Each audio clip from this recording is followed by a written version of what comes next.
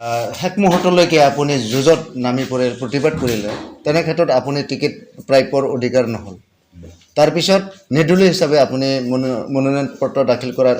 পৰ্যায়লৈকে আপুনি গৈছে বৰ্তমান আপুনি কি চিন্তা কৰিছে তো আমাৰ ইউপিপিএল দলৰ ফালৰ পৰা মই টিকেট বিচাৰিছিলোঁ ৰাইজৰ বিপুল দাবী আৰু বিগত 17 মাহ 18 মাহ ধৰি আমি ফিল্ডত কাম কৰিছিলোঁ আমাৰ ইউপিপিএল দলৰ মজবুত কৰিবৰ কাৰণে পৰিষদীয় ইলেকশ্যনত জিকাবৰ কাৰণে আৰু সেই হিচাপে আমি পৰিষদত এখন যুটীয়াভাৱে চৰকাৰো গঠন কৰা হ'ল তো তাৰপিছত আমি এছেম্বলি ইলেকশ্যন যিহেতু অহাৰ পিছত আমি চিন্তা কৰিলোঁ যে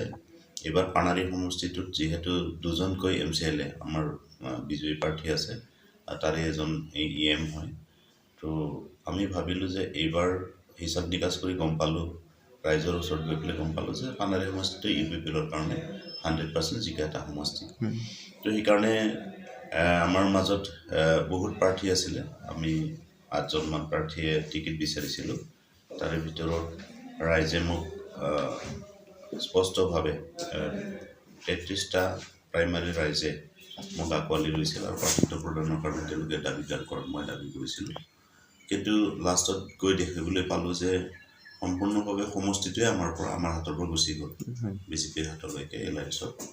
তেতিয়া আমি প্ৰতিবাদ কৰিছিলোঁ যে পানাৰী সমষ্টিটো ইউপিপিএলৰ কাৰণে দিব লাগে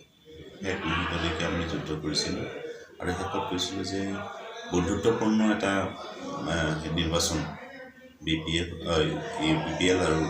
বিজেপিৰ মাজত হ'ব লাগে এই কথাটো আমি ডিবেট কৰিছিলোঁ কিন্তু তেওঁলোকে কি কাৰণত নাজানো বিভিন্ন সমালোচনা কৰি পেলাই মাননীয় চিফ ছাৰ তেখেত গুৰুদেৱে স্পষ্ট কৰি দিলে যে এইটো আমি বন্ধুত্বপূৰ্ণভাৱে দিব নোৱাৰোঁ তেতিয়া মোৰ গোটেই ৰাইজে আহি পেলাই ক'লে বোলে ছাৰ আপুনি ইণ্ডিপেণ্ডেণ্ট খেলিব লাগে তেতিয়া মই বহুত কথা চিন্তা কৰিলোঁ আৰু সেইখন নেতৃত্বৰ লগত আলোচনা মই ক'লোঁ যে ৰাইজে মোক ইণ্ডিপেণ্ডেণ্ট খেলিব দিছে মই ইণ্ডিপেণ্ডেণ্ট খেলিব লাগিব আৰু শেষ মুহূৰ্তলৈ মই সেইটোৱে সিদ্ধান্ত আছিলোঁ অলৰচৰ আছিলোঁ তাৰপিছত যিহেতু মই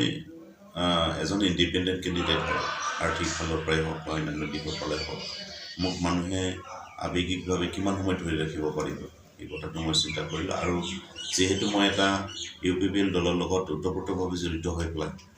প্ৰমোদ বৰুৱা চিফৰ লগত কাম কৰি আছোঁ বিভিন্ন পৰ্যায়ত বিভিন্ন স্কিমবিলাক এইবিলাক মানে ৰাইজৰ কাৰণে আমি কাম কৰি আছোঁ প্ৰজেক্টবিলাক বনাই আছোঁ এটা মডেলিটিছ লৈ পেলাই আমি বনাই আছোঁ তো মই ভাবিলোঁ মই ইণ্ডিপেণ্ডেণ্ট খেলাৰ পিছত হয়তো মোক দলে আউট কৰি দিলে আমাৰ যিখিনি ৰাইজৰ কাৰণে কৰিবলগীয়া কাম হয়তো সেইখিনি আমাৰ গেপ হৈ যাব ভৱিষ্যতৰ কথাটো চিন্তা কৰি পেলাই মই ভাবিলোঁ যে কোনটো কৰিলে ভাল হ'ব আৰু মই যিহেতু খেলিলে জিকাৰ কাৰণে খেলিব লাগিব জিকাৰ কাৰণে খেলিব লাগিলে মোক বিভিন্ন এংগেলৰ পৰা মোক ছাপোৰ্ট লাগিব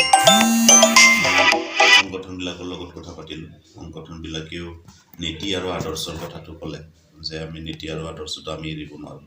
আমাৰ দলৰো এটা ইউপিপিএল দলৰ যিটো ডিচিপ্লিন কথাটো ময়ে চিন্তা কৰিলোঁ যে সেইখন নেতৃত্বই যাতে মানে এটা ফল ঠেকত নপৰে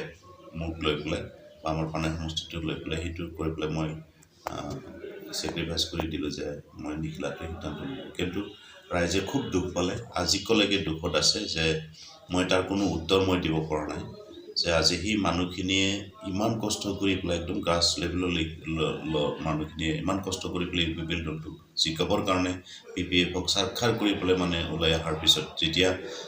আনৰ হাতত গোটাবলগীয়া হৈছে মানুহে সাধাৰণ ৰাইজে খুব দুখ পাইছে আৰু এই বস্তুটো কেনেকৈ মেকআপ কৰিম এটাৰ কোনো পলিচি বা ষ্ট্ৰেটেজি আমি বিচাৰি পোৱা নাই কিন্তু তথাপি মই ভাবিছোঁ এটা ভৱিষ্যতে দলৰ স্থিতিটো মজবুত কৰিবৰ কাৰণে ইউপিপিএল দল হিচাপে মানুহখিনিক একগোট কৰি পেলাই লৈ গৈ পেলাই ভৱিষ্যতে যাতে আমাৰ জাতীয়তাবাদ আঞ্চলিকতাবাদটো আমি ৰক্ষা কৰিব পাৰোঁ আমি যাতে ৰাষ্ট্ৰীয়তাবাদীৰ হাতোৰাত পৰি পেলাই যাতে খাৰ হৈ নাযাওঁ এনেকুৱা ধৰণৰ এটা ষ্ট্ৰেটেজি আমি বনাইছোঁ আৰু সেইমতে ৰাইজখিনিক লৈ যাম বুলি পেলাই এটা সিদ্ধান্ত ল'লোঁ যে মই নিখিলাটোৱে ভাল কাৰণ সেই মানুহখিনিক মই সাহাৰা দিব লাগিব মোৰ যিখিনি ফলোৱাৰ্ছ আছে সেই ফলোৱাৰ্ছখিনিক মই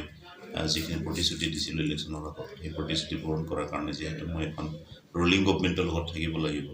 তো সেনেকৈ এটা চিন্তা কৰি পেলাই মই উইথড্ৰ কৰি লোৱা হৈছে